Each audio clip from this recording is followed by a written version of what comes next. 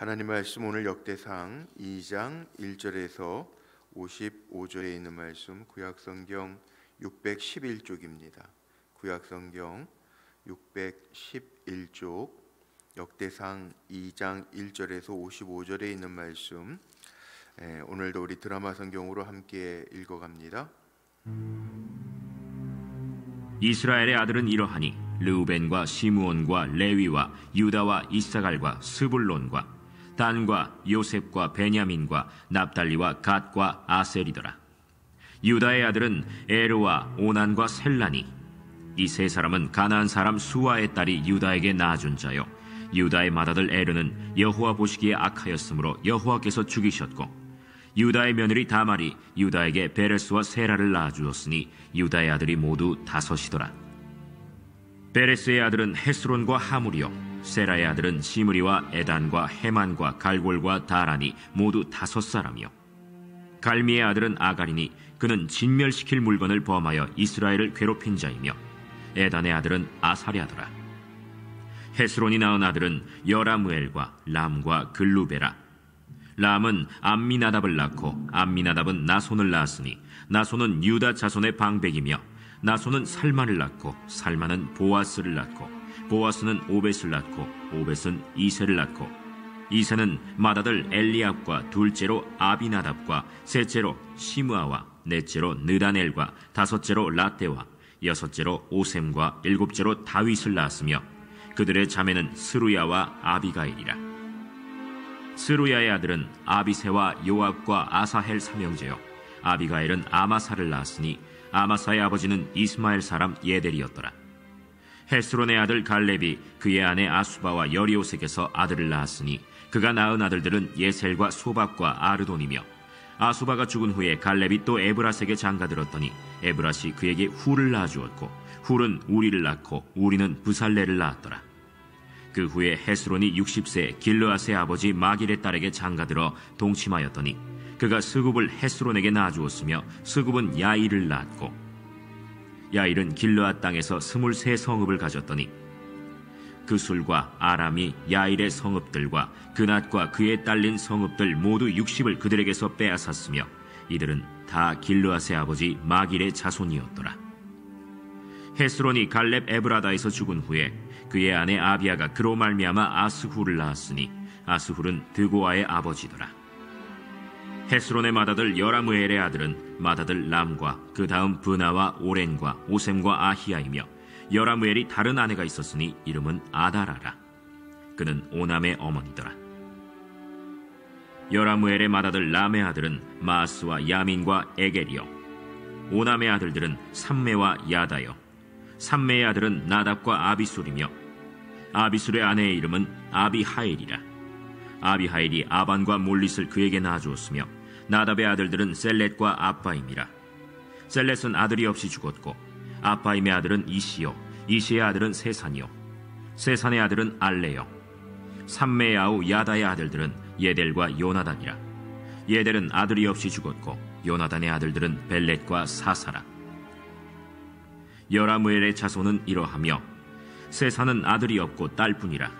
그에게 야르하라 하는 애굽 종이 있으므로 세산이 딸을 그 종 야르하에게 주어 아내를 삼게 하였더니 그가 그로 말미암아 아떼를 낳고, 아떼는 나단을 낳고 나단은 사밧을 낳고, 사밧은 에블라를 낳고 에블랄은 오벳을 낳고, 오벳은 예후를 낳고 예후는 아사랴를 낳고, 아사랴는 헬레스를 낳고 헬레스는 엘르아사를 낳고, 엘르아사는 시스메를 낳고 시스메는 살룸을 낳고, 살룸은 여가미아를 낳고 여가미아는 엘리사마를 낳았더라. 여라무엘의 아우 갈렙의 아들 곧 맏아들은 메사이니 시베의 아버지요, 그 아들은 마레산이 헤브론의 아버지이며, 헤브론의 아들들은 고라와 답부아와 레겜과 세마라. 세마는 라함을 낳았으니 라함은 요르그암의 아버지이며, 레겜은 삼메를 낳았고, 삼메의 아들은 마온이라. 마온은 베술의 아버지이며, 갈렙의 소실 에바는 하란과 모사와 가세스를 낳고, 하란은 가세스를 낳았으며, 야데의 아들은 레겜과 요단과 게산과 벨렛과 에바와 사압이며, 갈렙의 소실 마가는 세벨과 디르 하나를 낳았고, 또 만만나의 아버지 사압을 낳았고, 또 막베나와 기브아의 아버지 스와를 낳았으며, 갈렙의 딸은 악사더라. 갈렙의 자손 곧 에브라다의 맏아들 훌의 아들은 이러하니 기럇 여아림의 아버지 소발과 베들레헴의 아버지 살마와 벳가델의 아버지 하렙이라. 기럇 여아림의 아버지 소발의 자손은 하로에와 문우톳 사람의 절반이니 기럇 여아림 족속들은 이델 종족과 붓 종족과 수맛 종족과 미스라 종족이라. 이로 말미암아 소라와 에스타올 두 종족이 나왔으며 살마의 자손들은 베들레헴과 느도바 종족과 아다롯 벳 요압과 마나핫 종족의 절반과 소라 종족과 야베스에 살던 서기관 종족 곧 디랏 종족과 시므앗 종족과 수갓 종족이니 이는 다 레갑 가문의 조상 함마색에서 나온 겐 종족이더라. 아멘. 오늘도 기도하며 한 날 살아가는 우리 사랑하는 성도님들의 삶 속에 하나님의 은혜 가운데 번성한 삶이 되시기를 주의 이름으로 축복합니다. 번성한 삶이 되라고 또 나았으면 나으라는 얘기는 아니에요. 삶이 번성해지시기를 축복합니다. 자, 오늘 말씀의 제목은 어제는 어제는 에돔 왕들의 이름도 쭉 나오는데 죽음에 그랬는데 오늘은 35절부터 말씀 보니까 낳고 낳았으며 낳고 계속 낳았으며 뭐 48절에도 낳고 뭐 이렇게 나가죠. 그래서 오늘은 낳고라고 하는 제목으로 말씀을 나눕니다. 자, 오늘도 여전히 족보의 이야기가 나오는데 1절에 이스라엘의 아들들은 이러하니 이렇게 시작을 해서 우리가 잘 아는 유다, 이스라엘의 아들 중에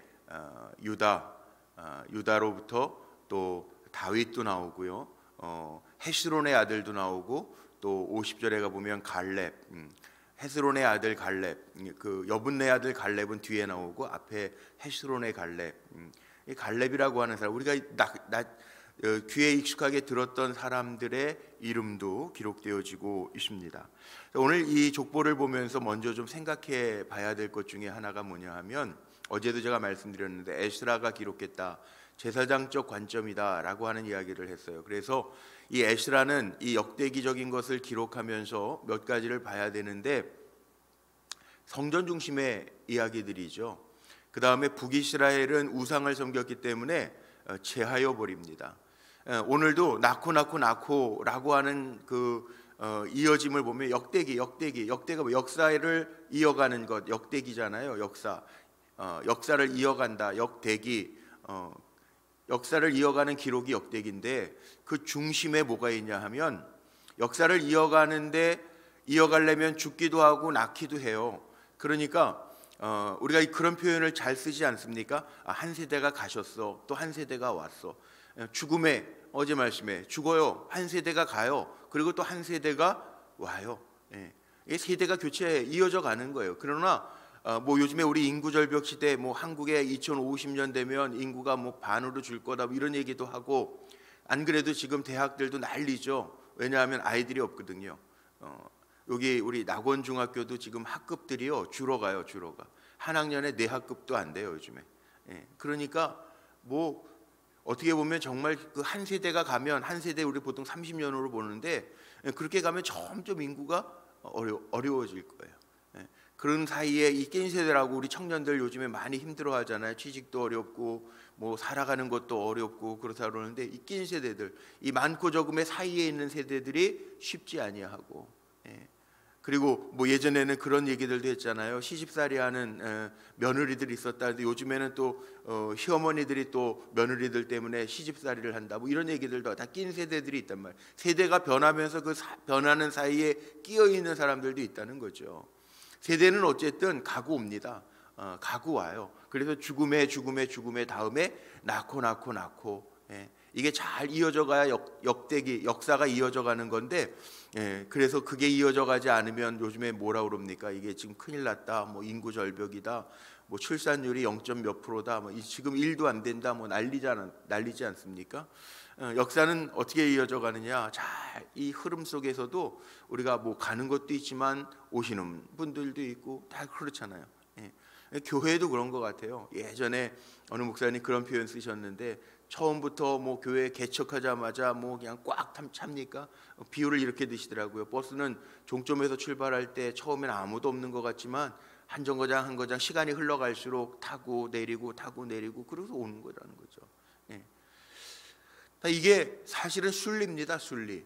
그리고 우리가 가문을 보면서 오늘 이스라엘 가문 그 느헤미야나 아니 저기 이 선지자적 관점 예레미야나 느헤미야나 사무엘이나 선지자적 관점에서 쓴 게 아니라 제사장적 관점에서 썼기 때문에 북이스라엘에 이건 빼버리고 성소 중심으로 그래서 이스라엘의 아들들 중에 유다, 다윗, 갈렙 이렇게 나가면서 오실 메시아에 대한 이야기들을 하고 또 성소 중심이기 때문에 역대상 읽어보면 나중에 가보면 28장, 29장 가면 어떤 얘기가들이 나오죠.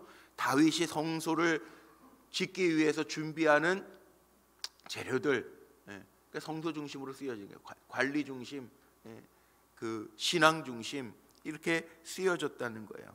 그리고 우리가 잘 아는 것처럼 이 에스라가 어제도 말씀드렸지만 주전 450년에서 400년 포로 후기 포로들 다 돌아온 다음에 그들을 회복시키기 위해서 지금 어떤 관점이라고요?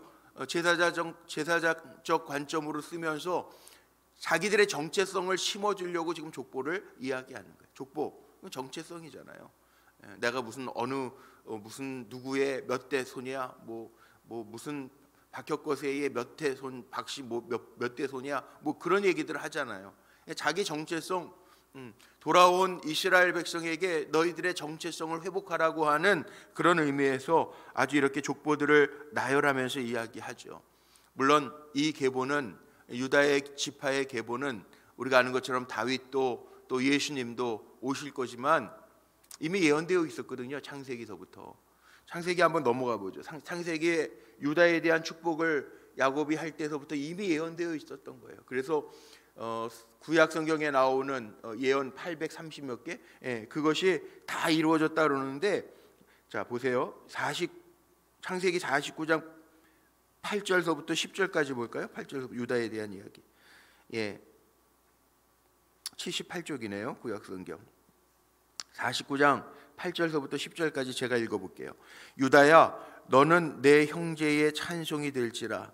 내 손이 내 원수의 목을 잡을 것이요 내 아버지의 아들들이 내 앞에 절하리로다. 유다는 사자 새끼로다.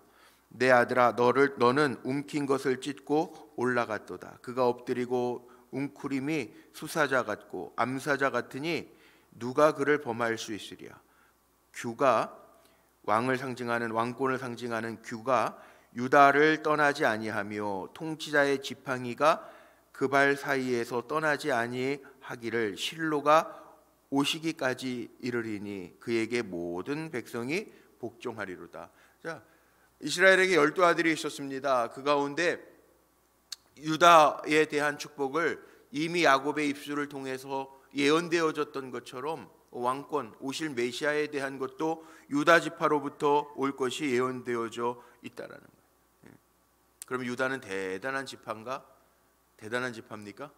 물론 땅을 기업으로 받을 때 유다가 제일 많이 받았죠. 그런데 유다는 대단한 지파인가? 보세요. 오늘 가문에 보면 오늘 이야기 이 족보에 보면 이스라엘의 아들들을 이러하니, 그리고 아들들의 이름이 다 나옵니다. 그리고 3절에 보니까 유다의 아들은, 그리고 유다의 아들들의 이름이 나오는데 그 가운데에는 모두 나옵니까? 에르는 여호와 보시기에 3절 마지막에 보니까 악하였으므로 여호와께서 죽이셨고, 유다의 며느리 다말이 유다에게 베레스와 세라를 낳아 주었으니 유다의 아들이 모두 5이더라. 유다의 가문은 완벽해요. 이게 참 혈육적인 거는요, 이 가문을 보면 우리가 가문으로 혈육으로 구원받는 게 아니라는 거죠. 이 유다도요, 흠도 많고 자식 중에 에르는 여호와 보시기에 악하기도 하고, 이게 웬일입니까? 유다의 며느리 다말이 유다에게서 베레스, 물론 이게 다 나와 있는 얘기들이지만 이미 우리가 다 본 얘기들, 앞에서 본 얘기들이지만 이게 뭡니까?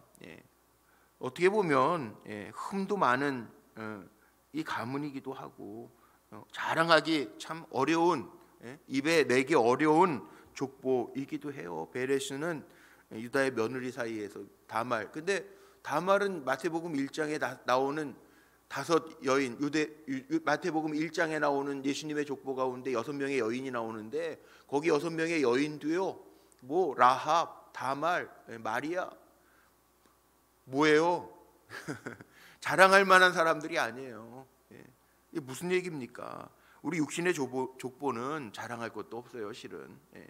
다 사람 사는 게 거기서 거기고, 자식들 길러봐도 그 부모님들이 그런 얘기 하잖아요.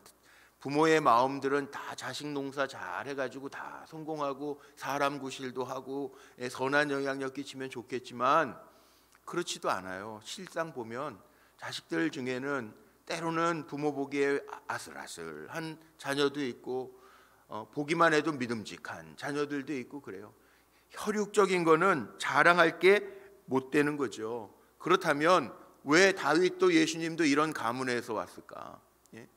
흠이 없는 게 아니라 성경은 감추지 아니하고 솔직하게 다 드러내는데 떳떳하지 못한 가문임에도 불구하고 전적으로 하나님의 은혜 가운데에서 메시아, 하나님께서 인류를 구원하실 메시아를 보내주실 일들을 이미 계획하고 계셨다는 거죠. 어떻게 그런 면에서 보면 우리는 자랑하면서도 살고 그러는데, 자랑이라는 게 그렇잖아요. 감출 거 감추고 드러낼 것만 드러내서 그렇지 성경이 맞는 것 같아요. 실은 다 본다면 우리는 자랑, 내세울 것만 내세워서 자랑이 되는 거죠. 다 드러낸다면 흠 없는 사람 없고 문제 없는 가정 없다는 거죠. 그렇죠. 그러니까 늘 겸손하게 우리가 하나님의 은혜로 말미암아 산다, 이게 맞는 것 같아요. 내가 잘나서 사는 거 아니고 자랑하면서 힘내서 사는 거 아니고, 그렇습니다. 사실 전부를 보면, 통틀어 보면 다 부족한데 하나님의 은혜였습니다. 이게 우리의 고백이라는 거죠. 그래서 여기 오늘 이 이스라엘 야곱의 아들 중에 유다의 가문을 통해서 다윗도 오고 예수님도 온다. 다윗도 이야기 나오죠. 보세요. 오늘 15절에 보니까 여섯째로 오셈과 일곱째로 다윗을 낳았으며, 다윗의 이야기도 나옵니다. 다윗은 제가 시리즈로 한번 설교한 적이 있잖아요. 다윗 왜 하나님이 다윗을 하나님의 마음에 합한 자라고 그랬을까? 다윗은 허물이 없었는가? 아닙니다. 이 똑같은 얘기입니다. 족보를 보면서 유다의 족보를 볼 때에도 허물도 있고 문제도 있는데 그 가문을 통해서 다윗도 오고 예수님도 오시는데 허물이 없는 사람 없어요. 다윗도요, 어떻게 보면 사울 왕과 다윗의 죄를 인간적으로 판단해 보면 다윗의 저 죄가 더 크지 않을까요? 간음죄에다가 그거 은폐하려고 남편도 죽이고, 뭘 정도 없어요. 그 자기 죄를 은폐하려고 신복을 죽이고, 이런 정말 못된 인간이 어디 있습니까? 그럼에도 불구하고 다윗이 하나님의 마음에 합할 수 있었던 이유가 뭘까? 이거 예전에 제가 시리즈로 한번 설교했잖아요.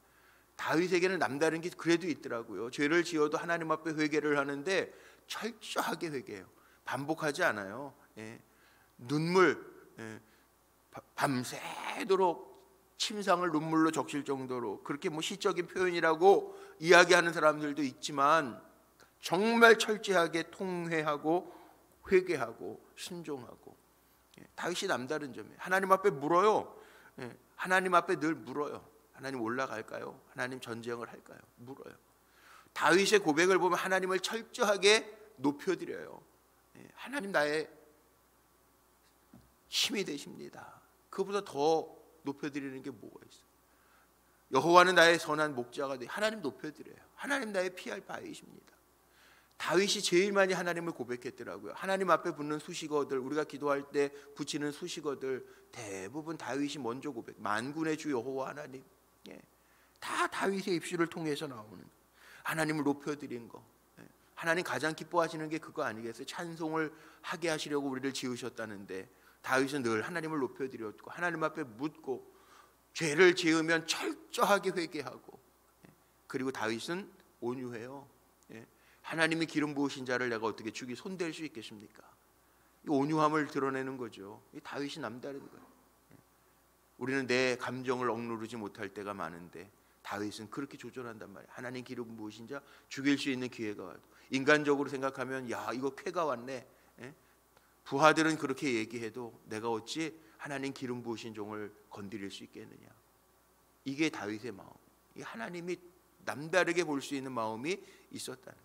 자, 허물 없는 사람은 없습니다. 단점을 찾으려면 있습니다. 다 어느 누구도 있습니다. 그러나 하나님은 장점을 보고 쓰시는 거죠. 이게 다른 점이에요. 다윗의 이름이 나와요. 그러니까 우리는 세상적인 거 자랑하지 말고 우리가 쓰임 받고 있다면 이게 하나님의 은혜입니다 고백하면서 살 수 있는 거, 이게 우리들의 삶의 모습이라는. 그 다음에 나오는 18절부터 55절까지도 계속 족보인데 18절에 보니까 헤시론의 아들 갈렙, 여분네 아들 갈렙이 아니고 이 유다에서부터 다윗에 이르기까지 쭉 언약의 족보들이 오늘 계속 볼 수 있잖아요. 유다 자손의 족보가 나오는데 41절까지는 뭐예요? 이게 헤시론의 아들 갈렙의 족보들인데, 여기도 보세요. 가문들 보면 다 문제 없는 가문이 어디 있습니까?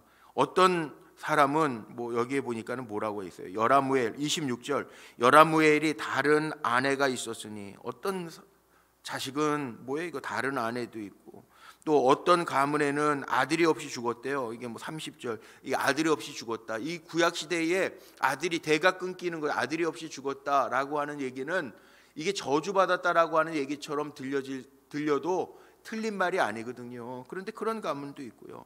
딸뿐이더라, 이런 가문도 있어요. 세사는 딸뿐이었더라, 이런 가문도 있고요.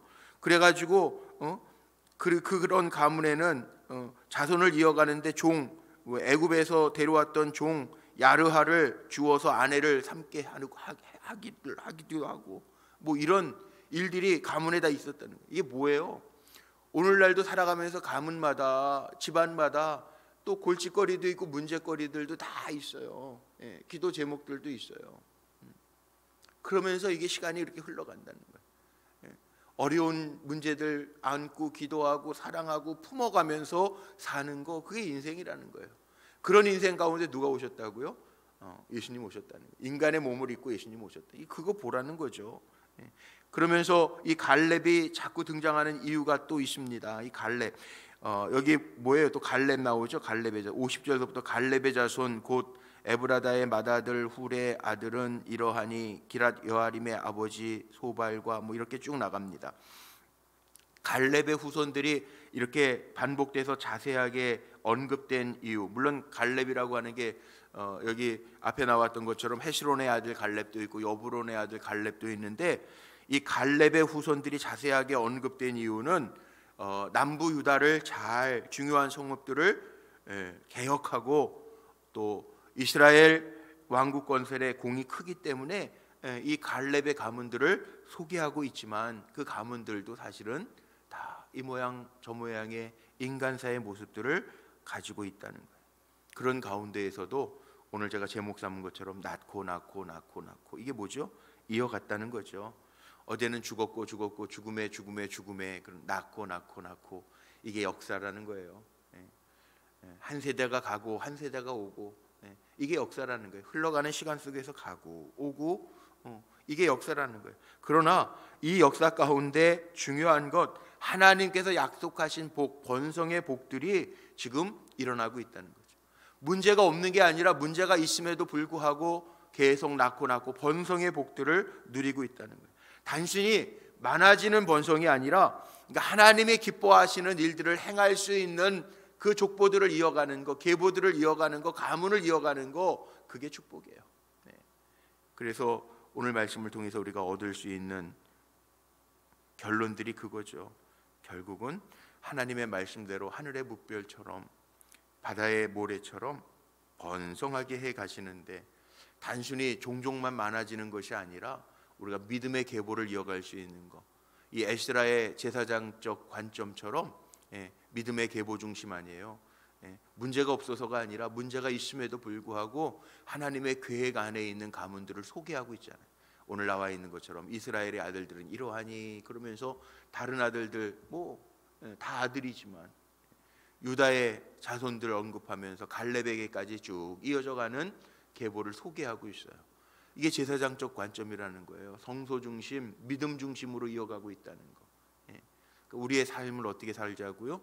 오늘도 우리가 믿음의 축복의 통로로 살아가는 그 역할 감당하라는데, 하나님께서 우리도 다 불러가실 거라고.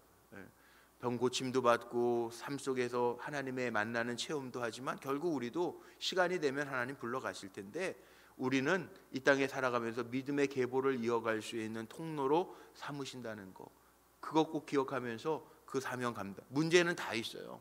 왜 나에게 이런 시련을 주시나? 시련 없는 집 없어요. 문제 없는 집 없어요. 들어가서 자세히 살펴보면 다 크든 적든 인간의 눈으로 볼 때 그런 거지. 오늘 말씀 속에 보면 유다도 뭐 내세울 만한 가문도 아닌 것 같기도 하고, 그런데도 이어갔다는 거예요. 그러면서 하나님의 역사가 나타났다는 거예요. 그러니까 우리도 이런 문제 저런 문제 있지만 주님 의지하면서 믿음의 삶을 살아가고 달려가는 것, 이것이 우리의 사명임을 기억하면서 나아가는, 그게 우리의 사명이에요. 오늘도 기도하면서 잘 이어가고 축복의 통로로 쓰임받는 저와 여러분 모두가 되시기를 주님의 이름으로 축복합니다. 기도하시겠습니다. 감사합니다. 하나님, 오늘도 새날 주시고 오늘 하루가 하나님의 선물인 것을 기억하며 이날도 믿음으로 시작합니다. 하나님의 역사가 넘쳐날 수 있도록 인도하여 주시고, 우리는 이 흘러가는 역사 속에 축복의 통로, 믿음의 통로가 될 수 있도록 인도하여 주옵소서. 드려진 11조의 예물 연락하셔서 저를 복되게 하시고, 또 소원의 예물 사랑하는 손주들의 이름을 적어 동행하심 믿고 선한 영향력 끼치는 일꾼들 되기를 원하는 소원의 예물 받으시고, 하나님 간섭하시고 이끌어 주시고 저들의 마음과 생각도 주장하셔서 믿음의 사람들로 우뚝 세워 주옵소서. 주님 바라봅니다. 오늘도 우리의 시선이 세상 안에만 있지 않게 하시고 하늘을 바라보며 하나님의 뜻을 바라보며 하나님의 계획하심 안에 있는 믿음의 성도들 되게 하옵소서. 연약한 이들 치료의 광선을 덧입혀 주시고 살게 하시는 하나님의 은혜가 우리의 삶 속에 넘쳐나게 하시되 주님과 동행하는 기쁨으로 살아갈 수 있도록 인도하여 주옵소서.